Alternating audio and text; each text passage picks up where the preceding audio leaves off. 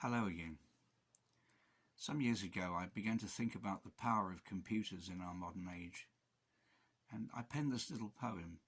It's meant to be quite light-hearted, but as usual I always end up with some sort of a profound message. This one's called The Mighty Computer. In days of old, we trawled through books, thumbing endless pages. In silent libraries, searching knowledge through the ages. Then one day came a little box with a tiny little brain that can power mighty rockets to the moon and back again. Now this box has endless uses when plugged into a socket. It can even work its magic when it sits inside your pocket. It can tell us how to bake a cake or fly an aeroplane, connect us to a loved one's voice, or Google us a train. It can also give us freedom through the electronic word, sharing thoughts in just an instant with distant folk who've never heard. It's wonderful, we say. There is nothing we can't do. But let there be a warning for me and so for you. The process that enables us to use this great device can be manipulated by those who are not so nice. So as we Bing and Snapchat at the awesome speed of light, may we use this miracle little box with wisdom's careful might. Note the last line in my poem. Using that miracle box with wisdom's careful might.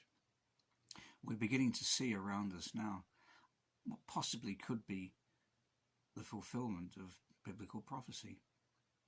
I'd like to just draw your attention to the book of Revelation, just two little verses which I think many of us who study the end times are very familiar with. Verse 16, Revelation 13, 16 and 17. And he, that's the beast, the Antichrist,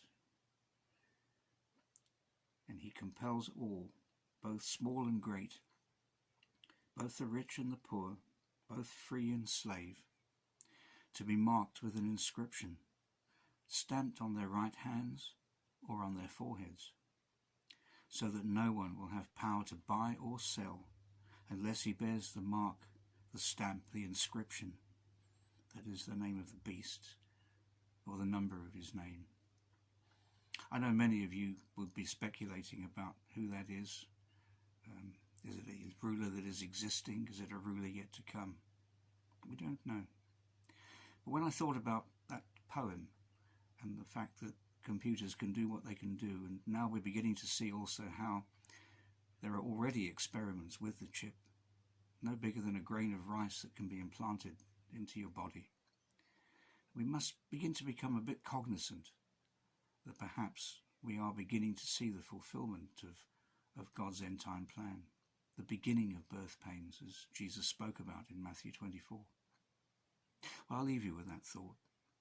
But I think as a word of encouragement in the times that we're going through now with the lockdown and the coronavirus, it's important that we really think about being wise in the way we deal with computers and things that possibly could be foisted upon us that might eventually be against our will.